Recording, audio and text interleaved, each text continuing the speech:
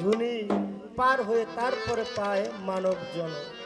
কারণ বাজান হাকিম শাহ আছে, এখানে আমাদের বলার কিছু নাই। একটি গান আমি রাখবো, গানটি ধরার আগে একটু কথা আমি বলবো, কারণ এখানে গুরু ভক্ত আছে, যদি দু একটা কথা না বলি গানটার সাথে পরিপূর্ণ হয় না। আপনারা জানেন বাবা ভান্ডারী আহমদুল্লাহ মাঝ ভান্ডারী, তার অনেক গুণগান অনেক কেরামত উনি দেখিয়েছেন।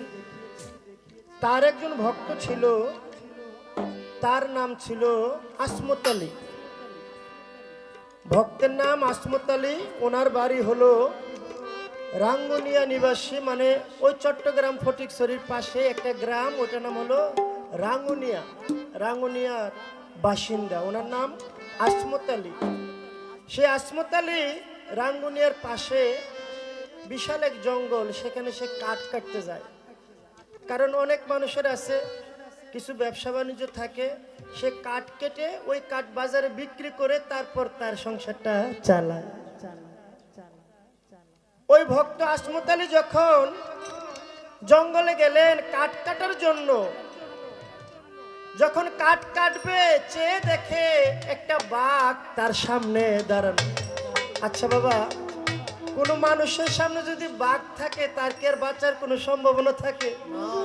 সামনে বাঘ, যাওয়ারও কোনো জায়গা নাই, এই মুহূর্তে সে আমাকে খেয়ে ফেলবে। বাঘ তাকিয়ে আছে, ভক্ত আসমত আলীও তাকায় আছে। বাঘে হা করে আছে তাকে খাবে। তার মনে পড়ে গেল আমার তো আর বাঁচার কোনো রাস্তা নাই, কিন্তু আমার একটা রাস্তা আছে, সে হলো আমার মুর্শিদ কেবলা আহমদুল্লাহ মাঝ ভান্ডারী। আমি তো চলেই যাব, আমি যাওয়ার আগে আমি একবার স্মরণ করে দেখি আমার উদ্ধার করে কিনা। বাঘে হা করছে খাবে, তখন ওই আসমত আলী চক্ষু বন্ধ করে বলল, কোথায় বাবা আহমদুল্লাহ মাঝ ভান্ডারী, তোর ভক্ত বিপদে, তুই কি দেখোস না? এই কথা যখন বললেন, সঙ্গে সঙ্গে বাবা আহমদুল্লাহ মাঝ ভান্ডারী তার এই হৃদয়ে আইসা ওই ডাক পৌঁছায় গেল। আসরের আজান দিছে, নামাজ পড়বে, ভক্তবৃন্দ নিয়া, আগের দিনে ছিল কাঁসার বদনা, বদনা দিয়ে ওযু করবে। ওই বদনা যখন ভক্ত ডাক দিছে, বদনাটা পুকুরের ভিতরে এইভাবে ছুঁইরা মারছে। ভক্তরা কয় বাবা ওযু করব, ওযু না করে বদনা মারে পুকুরের ভিতরে, কারণটা কি? ওই যে বাঘে হা করছে আর ওই বদনা গিয়া বাঘের মুখের ভিতরে ঢুকছে। এখন বাঘ খাইব কি? নিজের জানলো এই তো টানাটানি। বাঘ চলে গেল, আর ওই ভক্ত আসমত আলী চক্ষু খুলে চেয়ে দেখে ছিল জঙ্গলে, আইসা পড়ছে বাবা ভান্ডারীর দরবারে। বাবা আহমদুল্লাহ মাঝ ভান্ডারী কয়, বাবা রে তুই উঠ, তোর আর কোনো ভয় নাই। কারণ যত বিপদে আসো, যদি আপনি আপনার মুর্শিদের নামটা স্মরণ করেন, তাহলে কখনো আপনার বিপদ ধরতে পারবে না। লালন সাইজের একটি গান আছে, মুর্শিদ নাম যার হৃদয়ে ভরা, তার ভরা কি যায় রে মারা। ও তুই চেয়ে পরে দেখ না ঘুর তুফানে, তোর দয়াল মুর্শিদ সামনে খাড়া। তাহলে যতই বিপদ আসুক, আপনি যদি গুরুর নামটা মনে রাখেন, কখনো আপনার বিপদ হবে না। আর ওই নামটা যদি ভুলে যান, তাহলে বিপদ থেকে রক্ষা পাবেন না।